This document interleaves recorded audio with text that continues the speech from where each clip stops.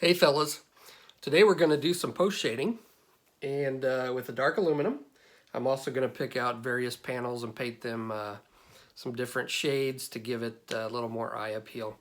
I may end up also in this episode, depending how long that takes, mask off and paint some of the stripes. That's going to be a difficult task because the stripes go around some curved surfaces and I'm not quite sure how I'm going to do that. So let's get started. All right, it's been a couple days. I've wiped off all the metallic dust with a tack cloth, and yesterday I went over and I just lightly took some white aluminum, alclad white aluminum, and sprayed right along the wing roots here where I'm going to do some chipping. And what I did is I took my Mr. Hobby Mr. Masking Solution, and with a sponge I just kind of masked off where I want those chips to be. Now what I'm going to do is take some AK Extreme Metal Dark Aluminum, and I'm going to go along and inside the panel lines on like the back bottom corner, see where we have these rivet lines. I'm just going to take some of that dark aluminum and come along each one of these, not necessarily on the rivet lines, but inside that panel, just on the back edge. And that's going to add a little bit more contrast. It's also going to darken up this area, and it's going to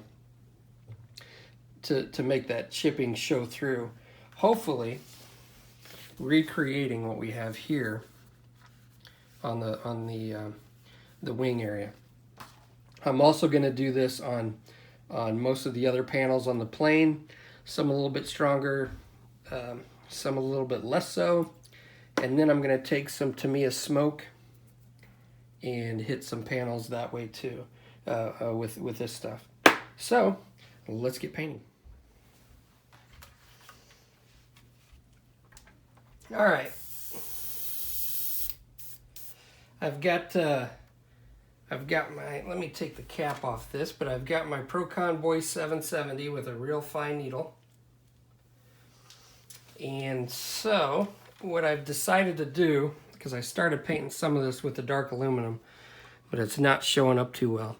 So what I'm doing is I took the little darker shade of gunmetal, and I'm going to do this, try to get in here with the gunmetal and darken up some of these areas.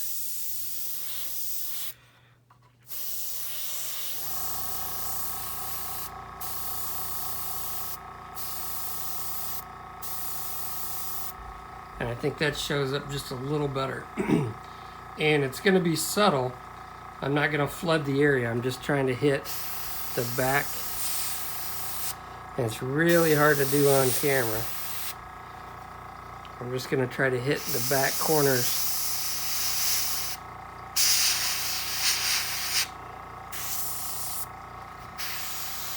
of these panels, just to add a little bit of contrast. And the reason it's kind of hard to do on camera is because I really need to get in there and see exactly where I'm hitting.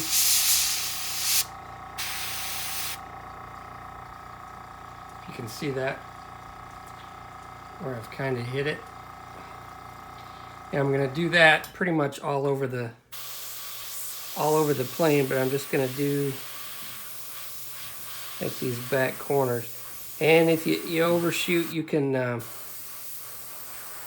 come back in and I can take my aluminum and come back in and fix any errors that I make. So I'm going to continue to do this, and see you in a minute. Alrighty, so I've got all my post shading done, and when you look at it, you can't hardly tell a difference. And I think that's kind of the key, is not to go overboard.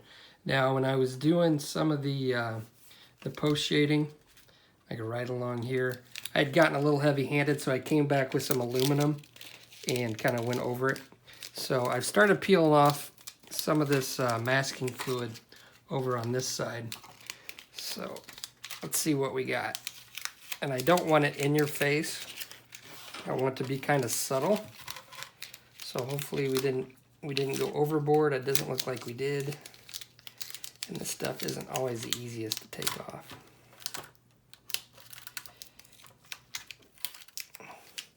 Basically, I just got some sticky tape and I'm trying to, that might work better. Just use my thumb.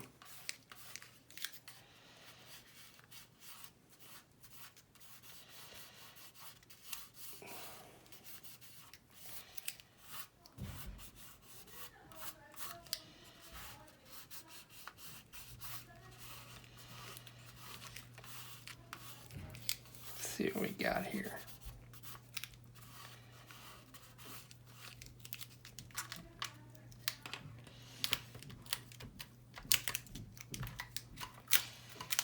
Okay.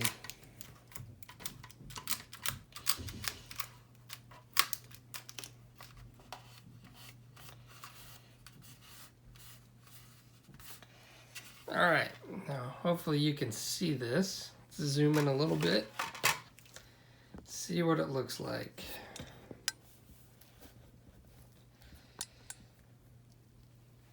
Okay.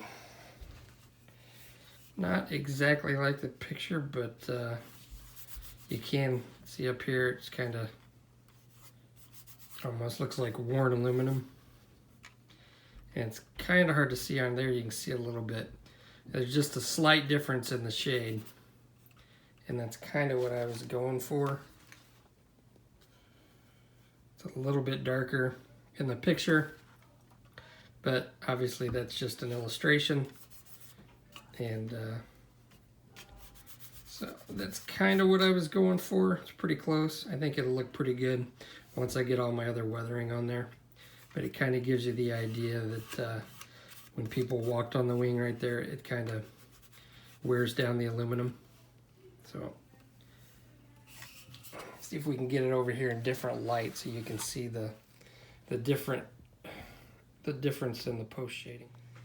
Okay, I'm just kind of holding it up in different lighting conditions, and you can definitely see all the masking and chipping that we did. And again, it's subtle, but in my opinion, it's all these little subtleties put together that I think make a really nice finished product. And I might have went a little heavy on the post shading on the bottom, if I don't break it. No, it doesn't look too bad. And one of the things I've learned is when you do something like this, you set it down, you come back and look at it with a fresh set of eyes, and then you see what else you need to do. But I'm thinking that's looking pretty good for a plane that's been in service for a little bit. Okay, off camera, what I did was I mixed a little bit of Tamiya smoke with some clear orange, and I went over some of the panels. I kind of sprayed a little bit along here and up here, as well as some of the other panels, and then I kind of went along the bottom as well with it, just along some panel lines, a few other places along the side, just to give it a little bit different color, some color variation in this in the aluminum finish. I also masked off these little, I assume they're fuel tank caps. I masked those off and painted those a dark gunmetal, so those kind of stand out. Now what I got to do is pick out some panels that I want to change colors. I might do that one right there. Some of the pictures I've seen, they don't look like there's too many different panel colors like you would see typically on like a P51. But just to give a little extra interest, I'm going to pick out just a few. Probably that one, maybe a couple of those up there on top. So that's what I'm going to do next. I'm just going to take those off and get that on there, and then I'll be ready to start painting the black and white. Okay, as you can see, I've jumped ahead. What I've done is I painted just a couple of panels. I didn't go overboard. I just wanted to give just a little bit of variation. So I painted this, these up here, white aluminum. You can see right there the varying shade. And then duraluminum for these little ones down here, which doesn't really show up that well, but they're painted. And then on the side, I painted these panels on each side with a light coat of Tamiya blue, and then I overcoated it with duraluminum, and it gives it a nice varying color to the panels around it, which I think looks kind of cool. And that's going to be one that you're going to see right offhand when it's displayed on its base. I went ahead and masked the black and white. I used NATO black, and masking this was a chore. And for somebody that doesn't build models and hasn't done a lot of masking and painting stripes, you'd think this doesn't look like it would be that difficult. But it was definitely time consuming and not the easiest masking job that I've done. Trying to get all the stripes lined up and where they're supposed to be, and especially around this curved surface here where it comes around the nose and then comes to a point at the bottom.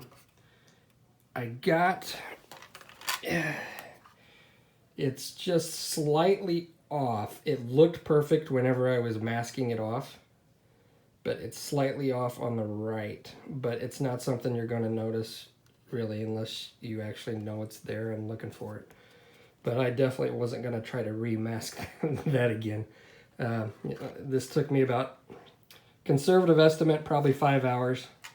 I did it, I was masking and painting all afternoon yesterday, and then stopped at about 7 o'clock in the evening. And so the only thing I have left is to paint the black stripes that border the white along the tail fins, and then I'm done with the masking. Next, I think what I'm going to do is put a clear coat on it, save my work with Alclad Aqua Gloss.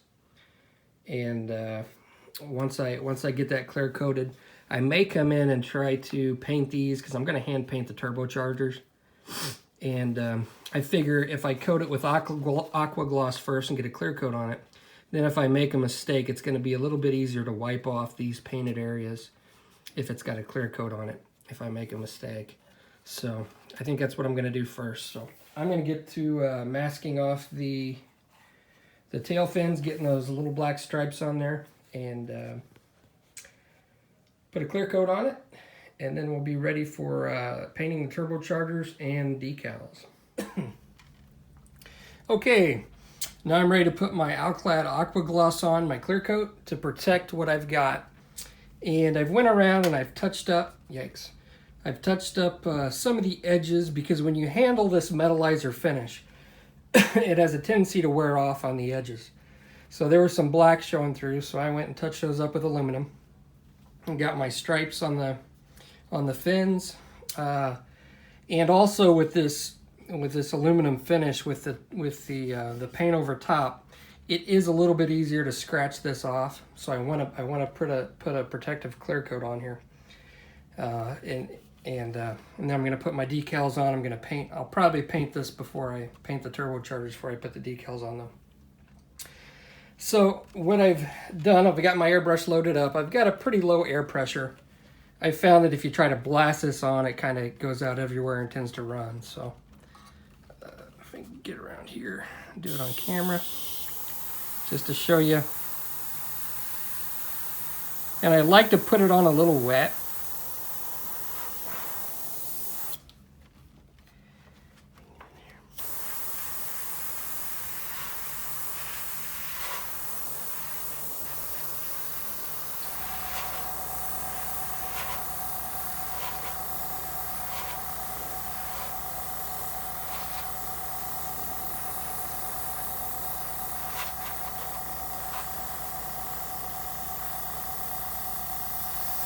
My biggest fear as I'm doing this is that that paint's going to leak in on the inside of these windows. I mean, it's already done if it's done, but that's always my biggest fear when I do my models is when I unmask the windows and see what kind of surprises have been left for me during the painting process.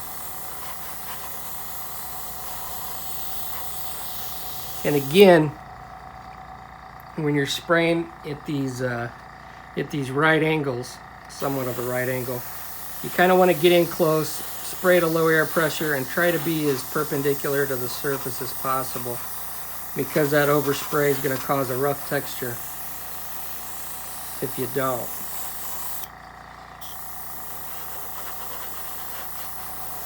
Now I found with Aqua Gloss, although it doesn't really change the reflectivity of the metallizers as much as a lot of other products, especially those, you know, hotter clear coats.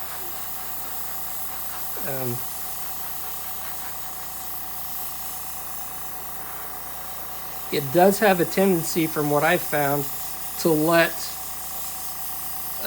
like thinners get through to the paint, and I don't know why that is. I've had it a couple times where I've used Alclad Aqua Gloss, and when I've done my oil washes, sometimes that my enamel thinner will eat through this stuff, and I don't understand why, because it shouldn't. And maybe I just didn't have a thick enough coat. But either way, that's something you got to be leery of when you use this stuff. And it's kind of hard to see when you put it on the aluminum.